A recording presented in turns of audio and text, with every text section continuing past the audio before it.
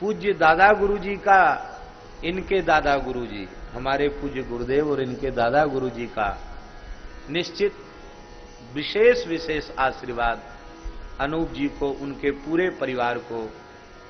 आपके मन में अपनी माता पिता के प्रति बड़ी भक्ति है। कल इन्होंने एक बात बताई, हमें बड़ी प्रसन्नता हुई। इन्होंने कहा कि मेरे पूज्य पिताजी भगवत धाम जाने के 5 मिनट 10 मिनट पहले उन्होंने प्रसन्न होकर कहा कि मैं तुम्हें पिता के ऋण से मुक्त करता हूं। तुमने मेरी इतनी सेवा की है समर्पित भाव से कि मैं तुम्हें, एक पिता का भी तो ऋण होता है पुत्र के प्रति, बोले मैं तुम्हें पितृ ऋण से मुक्त करता हूं।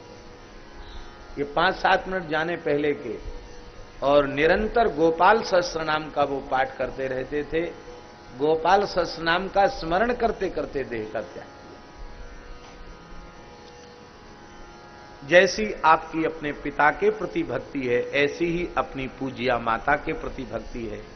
और हमारा ये विश्वास है, प्रवृत्ति मार्ग में पिता माता का स्नेह, उनका आशीर्वाद, उनकी कृपा जिन्हें प्राप्त है, प्रवृत्ति मार्ग में उन्हें कभी पीछे मुड़ के नहीं देखना पड़ेगा, वो आगे बढ़ते चले जाएंगे। और इस अध्यात्म के मार्ग में यदि सद्गुरु का हृदय जीत लिया, सद्गुरु की सेवा करके, आज्ञा पालन करके, उनके सिद्धांतों को जी करके यदि सद्गुरु भगवान का हृदय जीत लिया, तो अध्यात्म में भी उसे कभी पीछे मुड़कर देखना नहीं पड़ेगा। वह निरंतर प्रभु प्राप्ति के पथ पर अग्रसर होता हुआ चला जाएगा। महाभारत में युधिष्ठिर के पूछने पर अनुशासन पर्व में पितामह भीष्म ने कहा है कि जो व्यक्ति, जो जातक अपनी सेवा से, अपनी आज्ञा पालन से अपनी जन्मदात्री माता को प्रसन्न कर लेता है, धरती की कोई भी वस्तु उसे दुर्लभ नहीं है। धरती का सब कुछ उसे प्राप्त हो सकता है केवल माता की प्रसन्नता से। यदि कोई व्यक्ति अपने पिता को उनकी आज्ञा का पालन करके, उनकी सेवा करके प्रसन्न कर ले, तो भीष्म जी कह रहे हैं हमारी बात नहीं है, हमारी बात तो बहुत हल्की रहेगी। भीष्म जी कहते हैं उस भाग्यशाली पुत्र के लिए स्वर्ग का सुख भी धरती पर आ जाता है।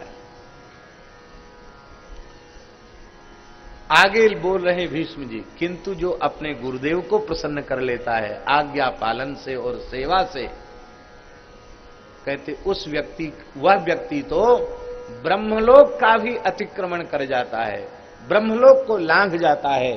इसका अर्थ है वह नित्य गोलोक साकेत वैकुंठ को प्राप्त कर लेता है, जन्म मृत्यु के चक्र से छूट जाता है। तो माता पिता और गुरु ये 3 विशेष सेवनीय हैं। हम चाहे जितने बड़े हो जाएं, भगवान चाहे जहां हमें पहुंचा देवें, माता पिता और गुरु, इनके प्रति सदा अत्यंत हृदय से कृतज्ञता का भाव बना रहना चाहिए। क्या इनके ऋण से हम ऋण हो सकते हैं? हमको लोग कहते हैं कि गुरु जी के प्रति बड़ी निष्ठा, 1.5 साल तक शताब्दी महोत्सव मना रहे हैं, ऐसा पहली बार सुनने में आया है। तरह तरह की प्रशंसा की बातें लोग कहते हैं। हाँ, विश्राम कर लो। तरह तरह की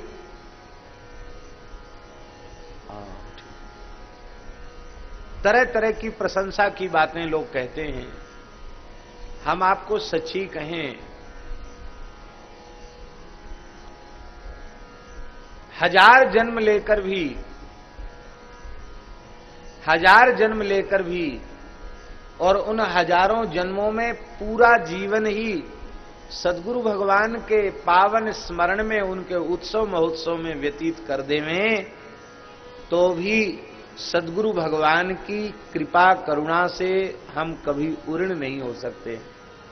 उऋण हो नहीं सकते नहीं, हम उऋण होना नहीं चाहते। हम सदा सर्वदा श्री गुरुदेव भगवान की कृपा के ऋणी बनकर रहना चाहते हैं। आज साल 1.5 साल क्या है, हजारों जन्म भी कुछ नहीं है उनके पावन स्मरण में। श्री कबीर जी कह रहे हैं,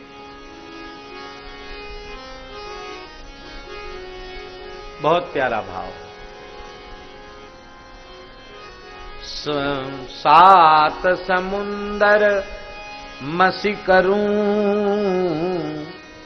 सुर तरु कलम बनाए। सात समुंदर मसी करूं,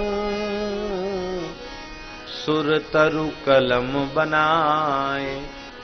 सब धरती कागज करूं, गुरु गुण लिखा न जाए। 7 समुद्र की स्याही बनाई जाए, कल्प वृक्ष की कलम हो, वो सामान्य कागज नहीं, सारी धरती को कागज बना दिया जाए और गुरु के सद्गुण लिखे जाए तो गुरु गुण लिखा न जाए। गुरुजनों ने मंत्र नहीं दिया, साक्षात मंत्र के रूप में रघुनाथ जी को प्रदान कर दिया। राम नाम के पट तरे, देवे को कछु नाई। क्या ले गुरु संतोषिए,